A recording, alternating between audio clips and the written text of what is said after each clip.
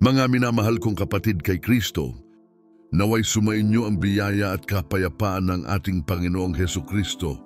Bago natin suriin ang lalim ng panalangin ito na humihingi ng tulong at lakas mula sa Diyos para sa mga mananampalataya, hinihiling ko sa inyo ang isang gawa ng pagmamahal at pakikipagtulungan ng mga apostol. Mahalaga na ang mensaheng ito ng pananampalataya ay umabot sa lahat ng pusong nanghihina at nasubok ngayon. Pindutin ang buton na like upang maunawaan ng algorithm ng platform na ito ang kahalagahan ng panalangin ito at ipamahagi ito sa libu-libong kaluluwang nangangailangan. Mag-subscribe sa channel at i-activate ang mga notification upang ang kanlungang ito ng pananampalataya ay maging isang palagian at nagpapalakas na presensya sa iyong spiritual na paglalakbay. Ibahagi ang video na ito ngayon sa espesyal na taong naiisip mo, sa kapatid na kailangan paalalahanan na ang Diyos ay tapat at inaalalayan sila sa lahat ng pagsubok. At bilang isang unang gawa ng tiwala at pagsuko, iwanan ng pariralang Panginoon, dinggin mo ang aking panalangin. Sa mga komento, sandali tayong huminto.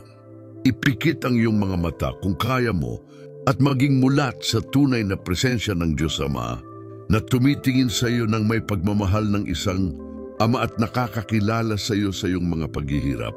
Alisin sa iyong puso ang lahat ng pagkagambala, lahat ng pagkabalisa at lahat ng kawalan ng paniniwala. Narito ang Panginoon, handang ibuhos ang kanyang nagpapanatiling biyaya sa mga tapat na sumusuko sa Kanya. Taglay ang mga kaluluwang nababalutan ng malalim na paggalang at mga pusong nag-aalab sa katiyakan ng banal na katapatan. Simulan natin ang ating pakikipag-usap sa makapangyarihan na nakatitiyak na kung tayo ay tapat sa maliit na hinihiling sa atin, tayo ay palalakasin para sa maraming hinihingi sa atin ng buhay. Nawa ang ating tinig na kaysa ng tinig ng simbahan ay maging isang kaaya-ayang sigaw sa mga tainga ng Diyos na nagmamahal at sumusuporta sa atin. O Diyos ng walang hanggang kamahalan at hindi maintindihang paglalaan, itinataas namin ang aming mga puso sa iyo, kami na naghahangad na tahakin ang mga landas ng katapatan, hindi sa pamamagitan ng aming sariling merito, kundi sa pamamagitan ng nagpapabanal na biyaya na nagmumula sa iyo, na sumusuporta sa bawat hakbang at nagbibigay liwanag sa mga landas ng aming buhay sa lupa. Kinikilala namin na kung wala ang iyong makapangyarihang tulong, ang lahat ng aming mabuting kalooban ay maglalaho na parang ambon sa araw, at sa makatuwid, nagpapatira pa kami ng may malalim na paggalang na nagsusumamo na ang iyong malakas at makapangyarihang kamay ay hindi kailanman humiwalay sa mga tapat na nagtitiwala sa iyo, sapagkat sa iyong salita namin matatagpuan ang hindi matitinag na tanglaw para sa aming marupok na barko. Avesli denunciations von Kalangan at aming kuta, isang handang saklolo sa panahon ng kabagabagan, at sa makatuwid hindi kami natatakot kahit na magbago ang lupa at ang mga bundok ay madala sa gitna ng dagat, sapagkat ang kaluluwang nananatiling tapat sa tipan na tinatakan sa dugo ng kordero ay may katiyakan ng isang suporta na higit pa sa lahat ng pangunawa ng tao. Hinihiling namin na ang pananampalatayang ito, isang mahalagang kaloob, ay patuloy na magningas muli sa loob namin upang kahit sa harap ng pinakamatinding bagyo at pagsubok, ay maituon namin ang aming tingin sa ipinako sa krus, ang walang hanggang pinagmumulan ng lahat, ng aming lakas at ang garantiya ng tagumpay laban sa mundo. Maawaing Ama, ang pakikibaka ay patuloy at ang mga kahinaan ng laman ay minsang sumasalakay sa amin. Sinusubukang iligaw kami mula sa tuwid na landas ng pagsunod at pagtitiyaga, ngunit matatag kaming naniniwala sa pangako na ang iyong mga awa ay binabago tuwing umaga sa mga natatakot sa iyo. at sumusunod sa iyong mga tuntunin sa kaibuturan ng kanilang pagkatao. Alagaan mo kami, O Panginoon, nang hindi nasisira na pagkain ng iyong Eucharistia upang sa pamamagitan ng pagpapalakas ng iyong tunay na presensya ay mapaglabanan namin ang mga tukso at manatiling tapat sa mga pangako ng binyag na nagpapatotoo sa iyong katotohanan sa gitna ng kadiliman na naglalayong magtago ng pag-asa. Isinasamo namin sa iyo, O banal na manggagamot, ang pisikal at espiritual na pagpapagaling para sa lahat ng iyong mga mananampalataya na dumaraing sa bigat ng karamdaman, nakikita man ng mga mata ng katawan o nakatago sa kaluluwa, sapagkat alam namin na walang sakit ang hindi magagapi sa iyong mapagtubos na kapangyarihan at ang iyong kalooban na makita kaming malusog at ligtas ay higit na dakila kaysa sa aming pagdurusa. Hipuin mo ng iyong nakapagpapagaling na balsamo ang mga sugat na binuksan ng sakit at kasalanan at ibalik sa amin ang kabuuan ng buhay na ipinagkaloob sa amin kay Kristo upang ang aming mga katawan ay maging karapat-dapat na mga templo ng banal na espiritu at mga instrumento ng papuri sa iyong kaluwalhatian. Diyos ng lahat ng tadhana, tingnan mo nang may kabaitan ng yung mga mananampalataya na nahaharap sa disyerto ng mga kahirapan sa pananalapi at ang kagalakan at tiwala sa iyong makaamang pagmamalasakit ay nanganganib dahil sa bigat ng kakulangan. Kung loloobin mo, Panginoon, maaari mong buksan ang mga bintana ng langit at ibuhos ang pagpapala na sumusuporta sa material na buhay nang hindi isinasakripisyo ang espiritual na buhay.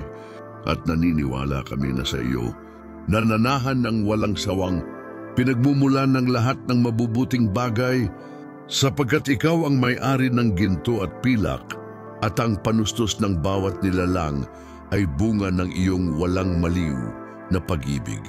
Namamagitan kami, Ama ng kabutihan, para sa pagpapanumbalik ng mga pamilya ng iyong mga mananampalataya, na siyang santuaryo ng buhay at ang unang nukleo ng simbahan. Ngunit ngayon ay target ng napakaraming pag-atake na naglalayong sirain ang pagkakaisa at kapayapaan.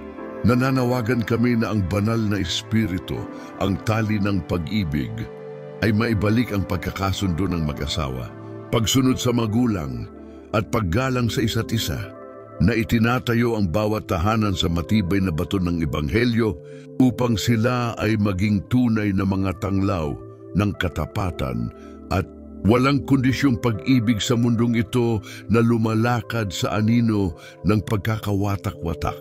Panginoon, gibain mo po ang mga pader ng hindi pagkakaunawaan at sama ng loob na umusbong sa mga puso ng iyong mga mananampalataya at ipagkaloob mo po sa amin ang panloob na kapayapaan na hindi kayang ibigay ng mundo at ang biyaya ng taos-pusong pakikipagkasundo sa mga nagkasala sa amin at sa mga aming nagkasala.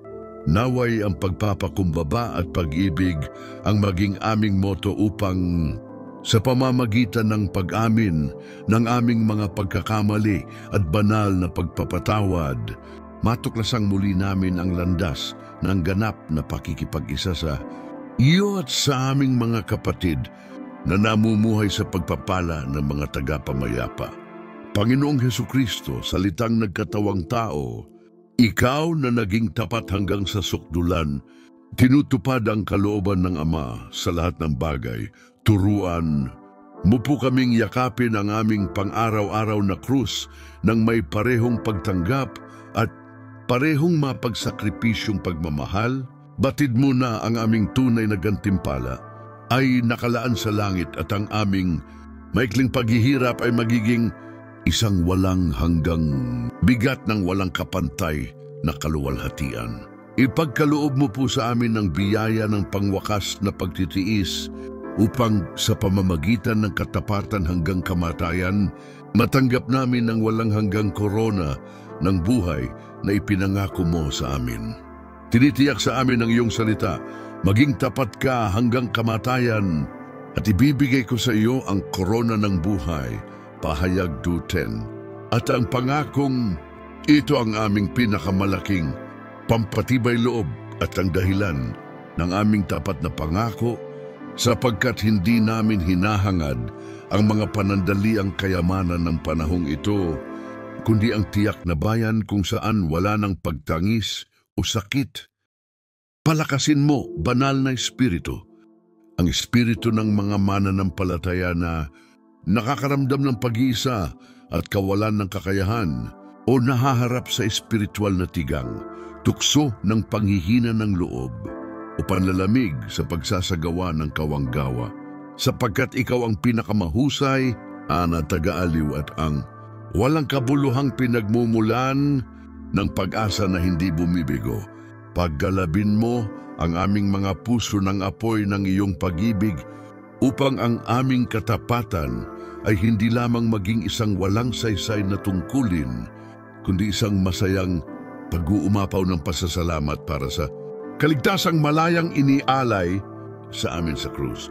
O, Guro at Reyna ng lahat ng mananampalataya, Maria na kabanal-banalan na siyang tapat na lingkod ng Panginoon at isang walang kapantay na modelo ng pagsunod sa banal na kalooban.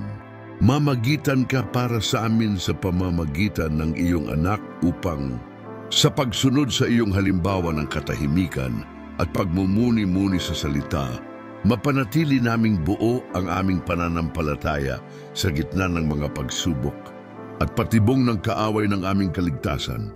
Turuan mo kaming sabihin ng aming walang pasubaling o sa Diyos sa bawat sitwasyon ng buhay na tinutularan ang kadalisayan at integridad ng iyong kaluluwa. Naniniwala kami, Panginoon, na ang iyong kapangyarihan ay lubos na nahayag sa aming kahinaan at sa makatuwid ay hindi namin ikinahihiya ang aming mga limitasyon, ngunit inihaharap ang mga ito sa iyo na nagsusumamo na ang iyong biyaya ay sapat para sa amin upang ang aming katapatan ay hindi mapanatili ng aming lakas, kundi bisan ng iyong birtud na makapagpapanumbalik at makapagpapabago ng lahat ng bagay. Naway ang aming papuri ay maging isang patuloy na sakripisyo na iniaalay ng may nagsisisi at mapagpakumbabang puso na hindi mo hinahamak.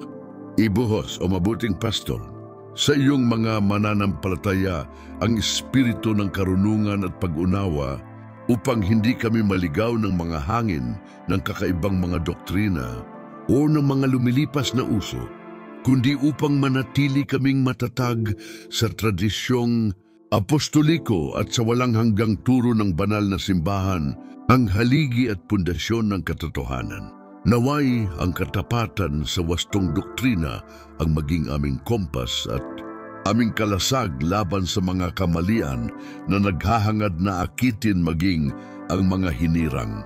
Aliw ko, Kristo, ang kaluluwa ng bawat taong tapat na nakakaramdam ng bigat ng mga responsibilidad at bigat ng mga pangako na nagpapaalala sa amin ng iyong pangaral.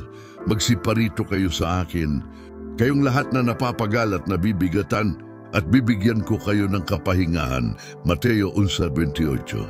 Naway ang aming katapatan ay maging isang gawa ng pagtitiwala sa yung mga bisig bilang Ama, kung saan kami ay makakatagpo ng kapahingahan para sa aming espiritu at ng lakas upang magpatuloy sa paglalakbay patungo sa bahay ng Ama, Amang walang hanggan, walang kapantay na bukal ng lahat ng kabanalan. Ang aming katapatan ay hindi mapapanatili ng basta pagsisikap lamang, kundi ito ang bunga ng iyong biyaya na gumagawa sa amin kapwa ng kalooban at gawa, na binabago ang aming paghihirap tungo sa isang katanggap-tanggap na handog sa harap ng iyong altar sa pamamagitan ng kabutihan ni Kristo Jesus. Kaya nga, hinihiling namin sa iyo na iligtas mo kami mula sa pag-aakalang sapat na ang aming sarili na ipagkaloob sa amin ng kababaang loob ng maniningil ng buwis, upang ang iyong lakas ay maging perpekto sa aming kahinaan, sapagkat sa iyo ay naniniwala kami na ang kahinaan ng tao ang entablado para sa iyong kaluwalhatian.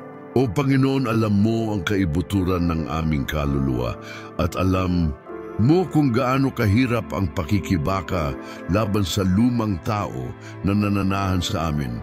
Ang pinagmumulan ng hindi pa bago-bago at kawalan ng pagmamahal na bumabangon laban sa katapatan na ipinangako noong araw ng aming pagtatalaga. Nananawagan kami sa iyo na linisin mo kami ng apoy ng banal na Espiritu upang ang tubig ng binyag ay maging isang makapangyarihang ilog ng pang-araw-araw na pagbabalik loob sa amin. Sapagkat kung loloobin mo, mahuhugasan mo kami mula sa bawat mantsa at nagtitiwala kami na ang dugo ng iyong anak lamang ang may kakayahang ibalik ang aming kawalang kasalanan. Ang mundo, kasama ang mga panlilinlang at mga huwad na pangako nito, ay sinusubukan sa bawat sandali na iligaw ang mga tapat mula sa makitid na landas patungo sa buhay at sa makatuwid, itinataas namin ang aming panalangin upang humingi ng hindi masisirang kalasag ng pananampalataya laban sa nag-aalab na mga sulo ng masama na naghahangad na pahinain ang aming tiwala sa iyong pag-ibig. Pagkalooban mo kami ng kalayaan mula sa bawat pamatok ng espiritual na pagkaalipin at mga tanikala ng nakagawiang kasalanan, sapagkat naniniwala kami na ang iyong salita ay ang tabak na may dalawang talim na nagtataboy sa kadiliman at sumusuporta sa amin sa larangan ng digmaan. Namamagitan kami, banal na guro, para sa malalim na espiritual na paggaling ng iyong mga tapat na kadalasang may dalang mga hindi nakikitang sugat na dulot ng mga nakaraang pagtataksil, mga hindi pinatawad na pagkakasala, at kapaitan na naging makamandag na ugat sa puso na humahad lang sa ganap na katapatan sa kaloob ng pag-ibig. Bunutin mo, O Diyos, ang mga ugat na ito ng kamatayan at diligan mo ang aming panloob na sarili ng langis, ng aliw at kapatawaran, sapagkat kung nais mo, ang pinakamasakit na kaluluwa ay maaring maibalik at ang iyong kapangyarihan ay nasa kakayahang baguhin ang aming disyerto tungo sa isang hardin. O, bukal ng buhay, ibaling mo ang iyong tingin sa pisikal na paggaling ng mga taong sa pamamagitan ng kanilang katapatan at pagtitiis sa pagdurusa ay pinag-iisa ang kanilang pagdurusa sa nakatutubos na sakripisyo ni Kristo sa krus at itinataas ito sa isang antas ng di masukat na merito para sa kaligtasan ng mundo. Bawasan mo ang pasanin ng mga nagdurusa, bigyan mo ng pahinga ang mga pagod, at ibalik ang kanilang pisikal na kalusugan upang sila ay makapaglingkod sa iyo ng may panibagong lakas. At nagtitiwala kami na sa iyong Efata, kabutihan, ay nananahan ng kapangyarihang baligtarin ang lahat ng paghihirap ng tao. Sa pamamagitan ng iyong di masambit na kabutihan, hinihiling namin ang kaligtasan mula sa mga kahirapan sa pananalapi na nagpapahirap sa iyong mga mananampalataya na nang may katapatan at katapatan sa Ebanghelyo ay naghahangad na maglaan para sa kanilang mga tahanan, ngunit nasusumpungan ang kanilang mga sarili na nababalot ng mga utang at mga pangangailangan na higit pa sa kanilang lakas. Turuan mo kaming magtiwala sa iyong laging nariyan na probisyon at magbahagi ng bukas palad, sapagkat kung luluubin mo, ang manna ay mahuhulog sa disyerto ng aming kakulangan, at naniniwala kami na ang iyong karunungan ay gumagabay sa amin sa matuwid na gawain at sa maingat na pamamahala ng aming mga ari-arian. Naway ang pagpapanumbalik ng mga pamilya ay patuloy na maging aming patuloy na pagsusumamo, o ikaw na Ama ng awa, sapagkat sa loob ng tahanan unang itinuturo at isinasabuhay ang katapatan sa iyo, at doon dapat tumubo at lumago ang binhi ng bukasyon sa isang kapaligiran ng kapayapaan at sakripisyo sa isa't isa.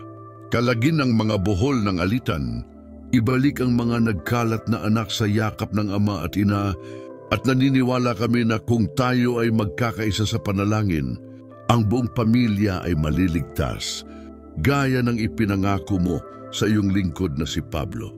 Ipagkaloob mo sa amin, o Hari ng kaluwalhatian, ang kahangahangang panloob na kapayapaan na nagmumula sa isang konsensya na naayon sa iyong batas at ang biyaya ng tiyak na pakikipagkasundo sa aming kasaysayan, sa aming kapwa at higit sa lahat sa iyo, sa pamamagitan ng taus-pusong pag-amin ng lahat ng aming pagtataksil.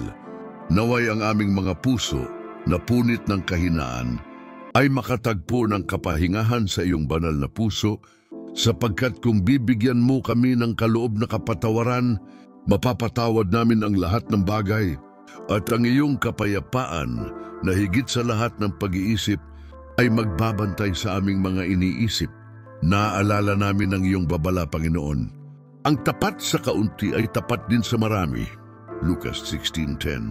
At sa makatuwid, nananalangin kami para sa biyaya na mabuhay ng may kabayanihan at katapatan sa maliliit na obligasyon ng aming estado, sa pagtupad sa aming pang-araw-araw na mga tungkulin, sa pagtitiis sa mga pagkakamali ng iba, at sa patuloy na pagbabantay sa aming mga pandama. Huwag mong hayaang mag-ugat ang kapabayaan sa aming mga kaluluwa, at kung iyong inaalalayan kami sa kalitan ng buhay, iyong bibigyan kami ng kapangyarihan para sa malalaking hamon na hinihingi ng kabanalan. Ubanaw na Espiritu, Espiritu ng katapatan at katotohanan, iparamdam mo sa amin ang walang kabusugang gutom at uhaw para sa iyong mga banal na sakramento, ang nakikita at mabisang daluyan ng biyaya upang ang aming mga buhay na nakalubog sa Eukaristya ay maging isang buhay na altar kung saan ang aming katapatan ay patuloy na binabago at pinalalakas ng tunay na presensya ni Kristo. Naway ang aming katapatan ay maipakita sa katapangan ng mga apostol, hindi nananatiling tahimik sa harap ng katotohanan, kundi walang takot na ipinapahayag ang mabuting balita ng kaligtasan sa lahat ng tao nang walang diskriminasyon o takot sa tao, dahil ang aming bokasyon bilang mga mananampalataya ay nangangailangan ng pampublikong pagpapatotoo ng pag-asa na nananahan sa amin. Gisingin mo sa amin ang sigasig na tumupok sa iyong mga banal na apostol, at naniniwala kami na kung kami ay magsasalita sa iyong pangalan, ang salita ay magiging mas mabisa kaysa sa anumang retorika. Tinawag mo kami sa kabanalan, O Ama, at ito ang iyong perpektong kalooban para sa bawat taong tapat, upang kami ay maging katulad ng larawan ng iyong anak, at upang ang aming katapatan ay maging mapagmahal na tugon sa kahanga-hanga at pangkalahatang bokasyon na ito. Itanim sa aming mga kaluluwa ang mga katangian ni Kristo, ang maamo at mapagpakumbabang puso, at tulungan mo kaming hanapin ang perpekto, sapagkat kami ay iyo, at kung papatnubayan mo kami, maaabot namin ang layunin ng kaganapan ng buhay. Namamagitan kami para sa lahat ng iyong mga mananampalataya na nasa unahan ng labanan, lalo na ang mga pastor ng iyong simbahan, ang mga pinag-uusig dahil sa kanilang pananampalataya, at tuwan mga nabubuhay sa ilalim ng anino ng pag-uusig at pagdurusa, alang-alang sa iyong pangalan. Alagaan sila ng pangako na ang pag-uusig ay binhi ng mga bagong Kristiyano, at sa pamamagitan ng iyong kapangyarihan, panatilihin silang hindi natitinag sa katapatan at pag-asa, matatag na parang mga haligi ng banal na templo. Dagdagan mo sa amin, O Diyos, ang teolohikal na birtud ng pag-asa na siyang tiyak na angkla ng kaluluwa, upang ang aming katapatan ay hindi maglaho sa harap ng tila pagkaantala ng yung mga sagot o ng kawalan ng katiyakan ng mga panahon, kundi upang kami ay mamuhay sa katiyakan na ikaw ang Diyos ng kahapon, na ngayon at magpakailanman, at ang iyong mga pangako ay hindi mababago. Naway ang pag-asa ang magpaangat sa amin ng aming mga ulo, sapagkat ang aming katubusan ay malapit na. Sa pamamagitan ng panalangin ito, o kabanal-banalang Trinidad, Ama, Anak at Banal na Espiritu, pinag-iisa namin ang aming mapagpakumbabang gawa ng katapatan sa perpektong sakripisyo ni Jesus, na nagsusumamo na ang aming buhay ay maging isang walang hanggang himno ng papuri at pagsamba, isang patuloy na doxology. Sa iyo kami ay nabubuhay, gumagalaw, at merong aming pagkatao. At kung kami ay magtitiyaga sa iyong pag-ibig, makakamit namin ang kaluwalhatian kung saan kami nilikha. Amen. Mga minamahal na kapatid kay Kristo, tapat sa buhay na Diyos na hindi kailanman nagpapabaya sa kanyang bayan. Narating na natin ang dulo ng malalim na pagninilay na ito, kung saan itinataas natin ang ating mga pagsusumamo sa Diyos at binabago ang ating katapatan. Natitiyak na siya ang ating kanlungan at ang ating hindi matitinag na bato. Ngunit ang oras ng panalangin ay hindi nagtatapos dito. Ito ay kumakalat at dumarami sa pamamagitan ng pagpapatotoo at pag-ibig sa kapwa, upang ang makapangyarihang agos ng biyaya at katapatan ay umabot sa maraming iba pang uhaw na puso. Hinihiling ko sa inyo ang isang gawa ng pag-ibig sa kapwa at apostolado. Pindutin ang buton na like sa panalangin ito ngayon din. Ang simpleng kilos na ito na isinasagawa ng may dalisay na layunin na ipalaganap ang salita ay hindi lamang isang algorithm. Ito ay isang paraan upang maunawaan ng mga digital platform ang kahalagahan ng mensaheng ito ng pananampalataya at dalhin ito sa mga kapatid na lubhang nangangailangan na marinig na sila ay pinapanatili at pinapalakas ng Diyos. Ibahagi ang panalangin ito sa iyong malalapit na kaibigan, sa iyong pamilya, sa iyong mga grupo ng panalangin at sa lahat ng iyong mga social network. Huwag mag-atubili sa pangangaral, maging tulad ng asin ng lupa at ilaw ng sanlibutan. Ito ang panahon upang ibahagi ang lakas na ipinagkaloob sa iyo. Batid na sa paggawa nito, ikaw ay nagiging mga instrumento ng probidensya para sa pagpapagaling at pagpapalaya ng marami na nagdurusa sa katahimikan at pag-iisa, at upang selyuhan ang ating pakikipag-isa sa panalangin at itaas ang halimuyak ng ating mga pagsusumamo sa trono ng biyaya. Iwanan ang iyong kahilingan sa panalangin sa mga komento sa ibaba. Huwag mong itago ang iyong sakit o ang iyong pagsusumamo. Ipagdasal ang isa't isa sapagkat tayo ay mga miyembro ng iisang mistikong katawan ni Kristo, upang maipahayag ang iyong matibay na pananampalataya at ang iyong daing. Iminumungkahi kong isulat mo ang sumusunod na parirala sa seksyon ng mga komento bilang isang gawa ng pagsuko at pagtitiwala. Panginoon, ikaw ang aking kabuhayan at aking kuta. Sa iyo ako nagtitiwala at hindi ako matitinag.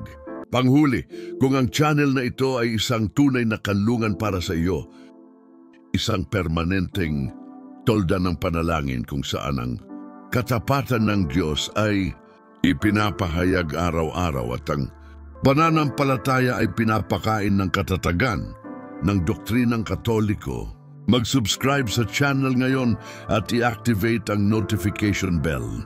Sa ganitong paraan, hindi mo mapapalampas ang alinman sa mga pagninilay at pangaral na ibinibigay sa atin ng banal na Espiritu, at mapapanatili mong mapagbantay at handa ang iyong espiritu para sa maluwalhating pagdating ng ating Panginoon. Huwag kalimutan, ang Diyos ay tapat. Ang kanyang ipinangako, kanyang tutuparin. Iwanan ang sandaling ito ng panalangin ng may katiyakan na inaalalayan ng Panginoon ang matuwid at ng lakas na ipinagkaloob sa iyo upang harapin ang mundo, ang dyablo at ang laman. Manatiling tapat at ang korona ng buhay ay ibibigay sa iyo. Ang pagpapanumbalik ng iyong mga pamilya at ang paglaya mula sa iyong mga kahirapan ay paparating na. Magkaroon ng panloob na kapayapaan sapagkat siya na tumawag sa iyo ay tapat at siya ang gagawa nito. Tayo ay tinipon, tayo ay titipunin sa pangalan ng Ama, ng Anak, at ng Banal na Espiritu. Amen.